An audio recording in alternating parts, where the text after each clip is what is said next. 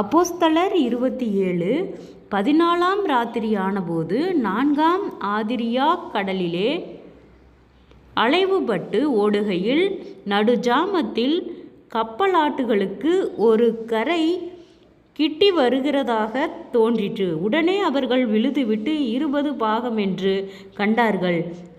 சற்றப்புறம் போனபொழுது மறுபடியும் விழுதுவிட்டு 15 பாகம் என்று கண்டார்கள்.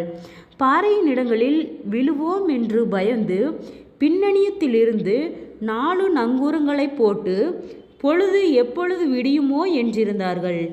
அப்பொழுது கப்பலாட்கள் கப்பலை விட்டு ஓடிப்போக வகை தேடி முன்னணியிலிருந்து நங்கூரங்களை போட்டு போகிற பாவனையாய் படவை கடலில் இறக்குகையில் பவுல் 100க்கு அதிபதியையும் சேவகரையும் நோக்கி, இவர்கள் கப்பலில் இராவிட்டால் நீங்கள் தப்பி பிழைக்க மாட்டீர்கள் என்றான்.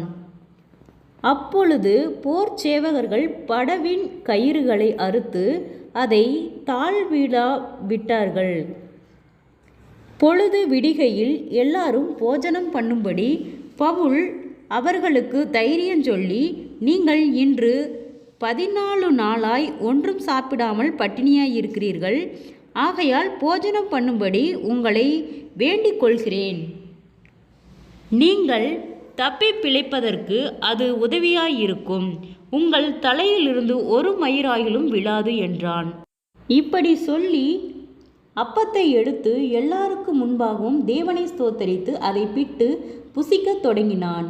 அப்பொழுது எல்லாரும் திடமனப்பட்டு புசித்தார்கள். கப்பலில் 276 பேர் இருந்தோம். திருப்தியாக புசித்த பின்பு அவர்கள் கோதுமையை கடலிலே எறிந்து கப்பலை லகுவாக்கினார்கள். பொழுது விடிந்த பின்பு இன்ன பூமி என்று அறியாதிருந்தார்கள். அப்பொழுது சமமான கரையுள்ள ஒரு துறைமுகம் அவர்களுக்கு தென்பட்டது. கூடுமானால் அதற்குள் கப்பலை ஓட்ட யோசனையாயிருந்து நங்கூரங்களை அறுத்து கடலிலே விட்டுவிட்டு சுக்கான்களுடைய கட்டுகளை தளரவிட்டு பெரும் பாயை காற்று முகமாய் விரித்து கரைக்கு நேராய் ஓடி இருபுறமும் கடல் மோதிய ஒரு இடத்திலே கப்பலை தட்ட வைத்தார்கள். முன்னணியம் ஊன்றி அசையாமல் இருந்தது. பின்னணியம் அலைகளுடைய பலத்தினால் உடைந்து போயிற்று.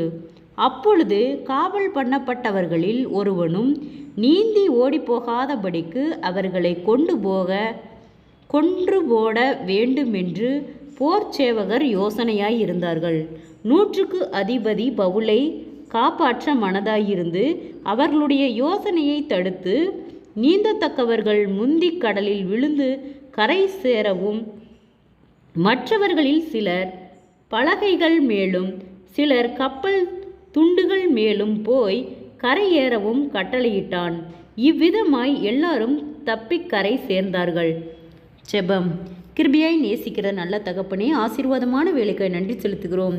இயேசுவின் நாமத்தினாலே அப்போஸ்தலர் 27வது அதிகாரத்தின் பிற்பகுதியை தியானிக்க கொடுத்த தயவுக்காய் நன்றி செலுத்துகிறோம். இந்த வார்த்தையின்படியாக கர்த்தாவே, ஒவ்வொரு போராட்டங்களிலும் ஆண்டவரே தப்பி பிழைக்க கர்த்தாவே உம் பிள்ளைகளுக்கு நீ திறந்த வாசலை முன்வைக்குமாறு நாங்கள் ஜெபிக்கிறோம். ஆண்டவரே, நீ நேற்றும் இன்றும் என்றும் மாறாதவர், ஒருவராய் பெரிய அதிசயங்களை செய்தவர், சேனைகளின் தேவனாகிய கர்த்தர்.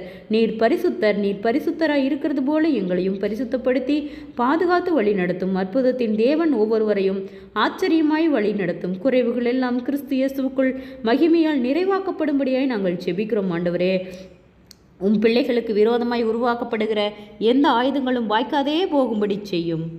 இயேசுவின் நாமத்தினாலே ஒவ்வொருவரும் கையிட்டு செய்கிற வேலைகள், போகிற வருகிற பிரயாணங்கள், அவர்களுடைய தேவைகள் யாவையும் கர்த்தர் சந்திக்கும்படியாய் ஜெபிக்கிறோம். எல்லா பிரயாணங்களிலும் கர்த்தருடைய கரம் கூட இருந்து எல்லா ஆபத்துகளுக்கும் விபத்துகளுக்கும் நீர் விலக்கி பாதுகாத்துக்கொள்ளும். தற்கொலை எண்ணங்களுக்கு நேராய் போகிற பிள்ளைகளை கர்த்தர் விடுதலையாக்கும்.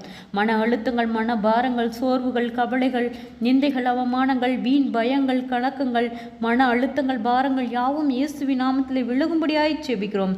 ஒரு மனதின் ஆவியை அனைவருக்கும் கொடுக்கும்படியாய் நாங்கள் ஜெபிக்கிறோம். ஆண்டவரே.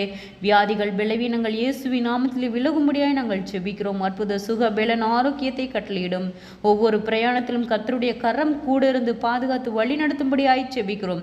சோர்ந்து போன ஒவ்வொரு இருதயங்களையும் கர்த்தரே பலப்படுத்தும். விசேஷித்த ஞானத்தையும் தெளிந்த புத்தியும் கர்த்தர் தரும்படியாய் நாங்கள் செபிக்கிறோம். ஆண்டவரே, சோர்ந்து போன ஒவ்வொரு இருதயங்களையும் கர்த்தரே பலப்படுத்தும். குறைவுகள் எல்லாம் கிறிஸ்து இயேசுவுக்குள் மகிமையால் நிறைவாக்கப்படட்டும். கர்த்தருடைய நாம் மகிமைப்படும்படியாக தப்பி பிழைத்து போக கர்த்தாவே நீர் இதிலே வழிவகை செய்தது போல கர்த்தாவே, கடன் பாரத்தோடு இருக்கிற ஒவ்வொருவருக்காய் ஆண்டவரே திறந்த வாசலையும் ஆண்டவரே, வீண் செலவுகள் வீண் பிரயாணங்களுக்கு விலக்கி அவர்களுடைய தேவைகள் யாவையும் சந்தித்து அந்த கடன் பாரங்கள் எல்லாம் கட்டப்படும்படியாய் நாங்கள் செபிக்கிறோம். கர்த்தரே ஆளுகை செய்யும், பொறுப்பெடுத்துக் கொள்ளும், வழி நடத்தும். அற்புதங்களை காணும்படி செய்யும், அதிசயமாய் வழி நடத்தும். நேற்றும் இன்றும் என்றும் மாறாதவர், அதிசயங்களை செய்கிறவர், வாசம் பண்ணும். கர்த்தருடைய நாமே மகிமைப்படட்டும். இயேசுவின் மூலம் ஜெபங்களும் பிதாவே, ஆமேன்.